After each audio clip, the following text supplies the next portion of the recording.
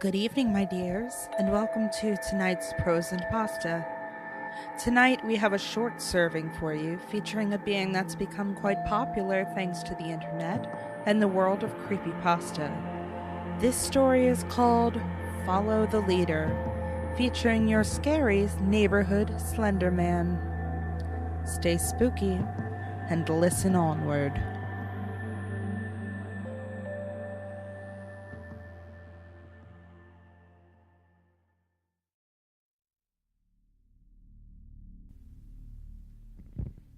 There once was a boy named Chris who loved to meet new kids and play games, but on September 16th, 1988, he got more than he could ever have imagined.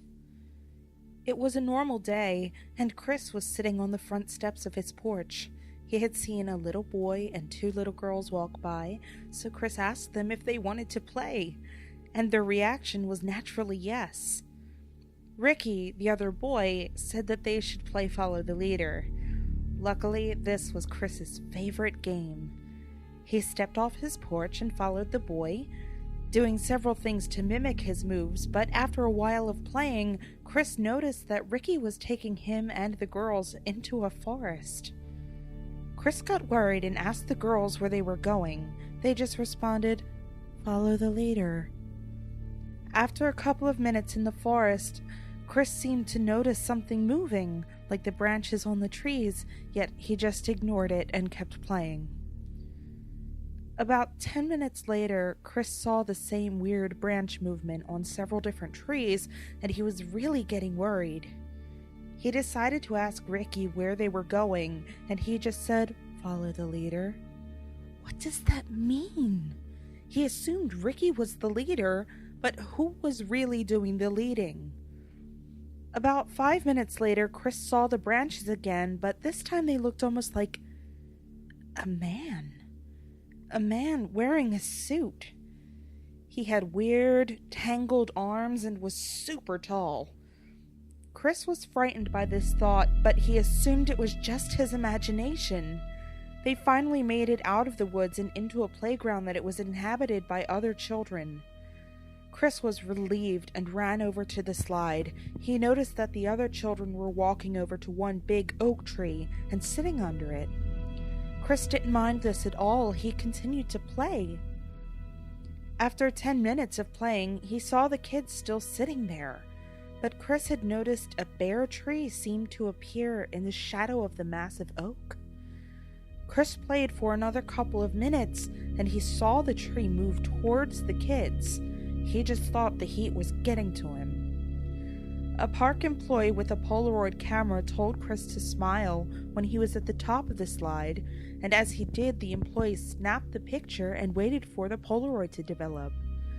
The employee stamped it with the city seal and gave it to the boy. Chris looked at the picture, and chills rushed through his whole body. He saw the kids sitting next to the tree, and the same man standing in front of them as he's seen in the woods. Chris turned around to see the kids and the smaller tree missing. He backed up, tripping over a fallen branch. He remembered that there was no tree by the slide. Chris looked up to see a blank face staring back down at him. He went to scream, but nothing came out. He tried to run, but the man's branch-like hand was grasping his foot.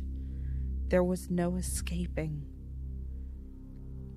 Afterwards, his mother came to the park to find her son completely missing. In his place was the photograph.